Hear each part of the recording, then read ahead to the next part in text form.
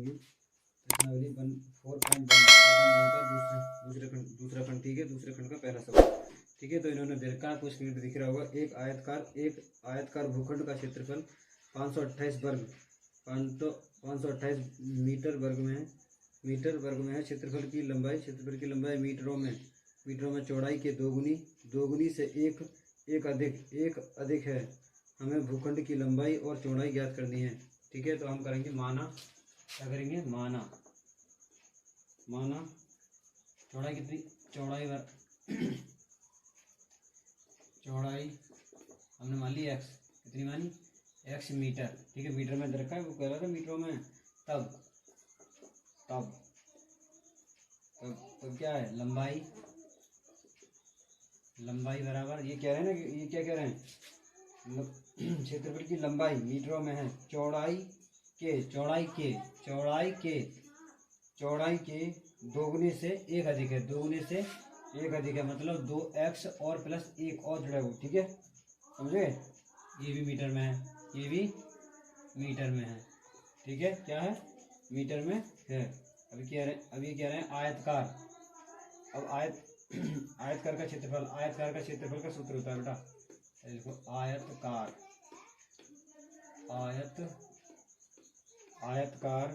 भूखंड का क्षेत्रफल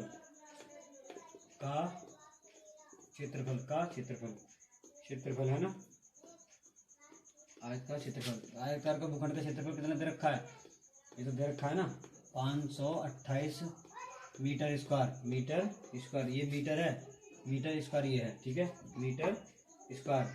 तो इसका क्षेत्रफल होता है लंबाई, क्या होता है, लंबाई गुणा चौड़ाई बराबर आयतकार कितना दे रखा हमारा, 528, चौड़ाई कितनी दे रखी है हमारी, x दे रखी है, ऊपर देख लो, और लंबाई कितनी दे रखी है, 2x प्लस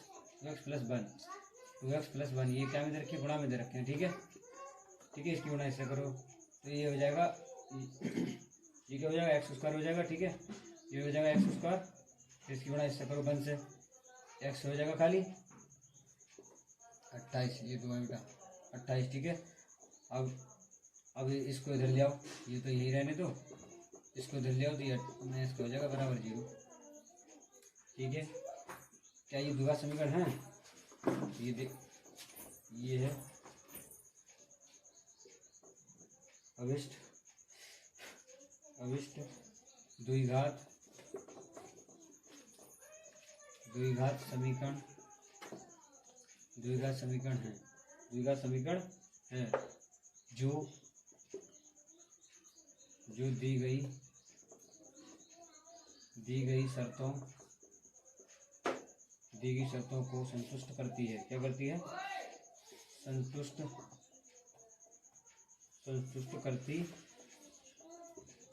है, ठीक है साथियों। तो अभी हम करेंगे दूसरे खंड का दूसरा सवाल, ठीक है। हेलो साथियों, अब करेंगे हम दूसरे खंड का दूसरा सवाल, ठीक है, दूसरे खंड का दूसरा सवाल। तो सवाल पढ़ते हैं हम, आपकी स्क्रीन पे दिख रहा होगा, ठीक है। दो क्रमागत धन पूर्णांकों का गुणनफल कितना है, 306 दे रखा है, 306 है। हमें पूर्णांकों को ज्ञात करना है, तो हम क्या करेंगे, मानेंगे, माना दो क्रमागत, क्या है, क्रमागत पूर्णांक एक x मान ले रहे हैं और एक मान ले रहे हैं x प्लस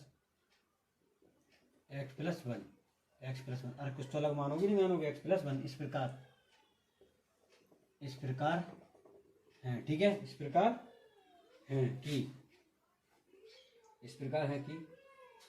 प्रकार है कि उनका गुणनफल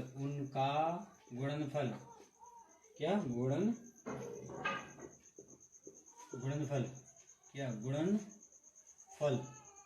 कितना है, 306 है ना। गुणनफल मतलब एक तो x का और एक x प्लस 1 का बराबर 360 है। इन दोनों गुणा करके ऐसे मान लो 5 गुणा 2 की गुणा करके 10 आ रहा है, ये कहना चाह रहा है, ठीक है।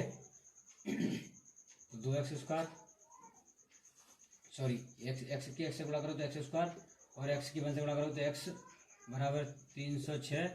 ये तो ऐसे रहेंगे, ये इधर को आ जाएंगे तो माइनस की हो जाएंगे, ठीक है, सॉरी बराबर 0।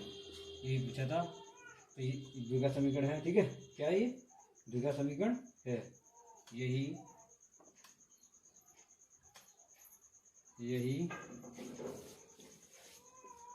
अभिष्ट द्विघात समीकरण है जो दी गई शर्तों, क्या है, शर्तों को संतुष्ट, क्या है, संतुष्ट करती है, ठीक है। तो हम करेंगे अभी तीसरा सवाल, ठीक है साथियों। हेलो साथियों, तो अब हम करेंगे तीसरा सवाल दूसरे खंड का, ठीक है। तो इन्होंने दे रखा, रोहन की माँ उससे 26 वर्ष बड़ी है, उसकी आयु वर्षों में का गुणनफल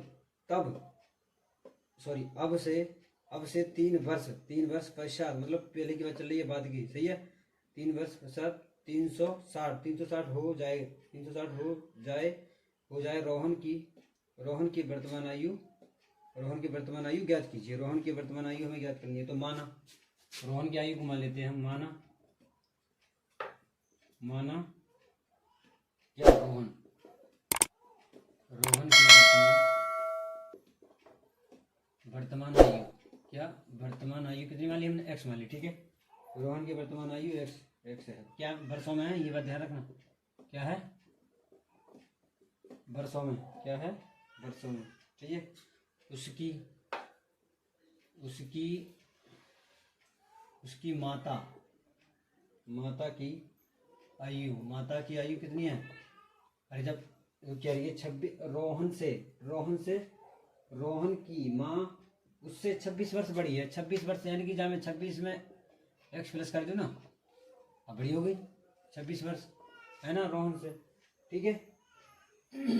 अब क्या है, 3 वर्ष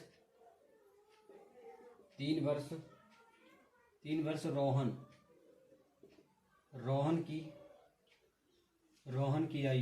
की आयु x प्लस 3 वर्ष और जोड़ दो, जाना 3 वर्ष और जोड़ दो, ठीक है। अब ये कह रहे हैं 3 वर्ष बाद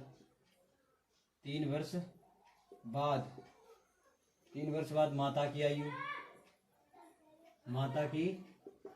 3 वर्ष बाद माता की आयु, तो इसमें क्या होगा, माता की आयु ये दे रखी है ना, तो x प्लस 26 बराबर प्लस 3 जोड़ दो, इसमें भी 3 जोड़ दो, ठीक है, इसमें भी 3 जोड़ दो, इसको हल कर लो, इसमें ये क्या हो जाएगा, अरे इसमें ये 3 जुड़ जाएंगे, नहीं जुड़ जाएंगे, ठीक है। अरे जुड़ की गुणा में थोड़ी है, जुड़ जाएंगे तो कितने हो जाएंगे, 29 हो जाएंगे, ठीक है। ये हो जाएगी 3 वर्ष बाद की आयु माता की, ठीक है। अब क्या है, इन्होंने दे रखा है कि का गुणनफल अब से 3 वर्ष बाद पश्चात, मतलब इन 3 वर्ष बाद के गुणनफल कितना होता है, कोई ना 360 दे रखा है, 360, तो दोनों का गुणनफल कर लो, उसकी आयु कितनी है, 3 वर्ष बाद वाली ये है ना, और उसकी ये है, ठीक है। बस अब कुछ नहीं है, अब इनकी गुणा करनी है, ठीक है, गुणा कर लो। इसकी इससे गुणा करोगे तो x² हो जाएगा, इसकी इससे गुणा करोगे तो 29x हो जाएंगे, इससे इसकी गुणा करोगे तो 3x हो जाएंगे, इसकी इससे गुणा करोगे तो 3 3 9, 9 3 27, अच्छा लगे 2 और 3 दूनी 6 और 2 8, ठीक है, 6 और 2 8, ठीक है। अब देखो ये x, ये 29x है, ये 3x है, कितने हो जाएंगे ये, अरे कितने हो जाएंगे ये 32x, कितने हो जाएंगे 32x, ठीक है। ये 87 तो है, ठीक, ये ऐसे रहेगा, ये 32x 87 ऐसे ही, ये 360 इधर आ जाएंगे, माइनस के हो जाएंगे 0, ये घटा दो इसमें से, कितने बचेंगे इधर घटा लो, आराम से घटाओ, ठीक है। ये था 7 में से 10 में 7 गए तो कितने बचेंगे, 3 बचेंगे। और 15 में से 8 गए तो कितने बचेंगे, अरे 15 में से 8 गए तो कितने बचेंगे, यानी कि 7 बचेंगे, सही है। 7 बचे और यहाँ बचेगा 2, ठीक है। कितना बचा, ये माइनस क्या बचेंगे कि वो माइनस के ज़्यादा हैं, ठीक है। तो ये भी द्विघात समीकरण क्या है, द्विघात समीकरण है। तो अतः रोहन की वर्तमान आयु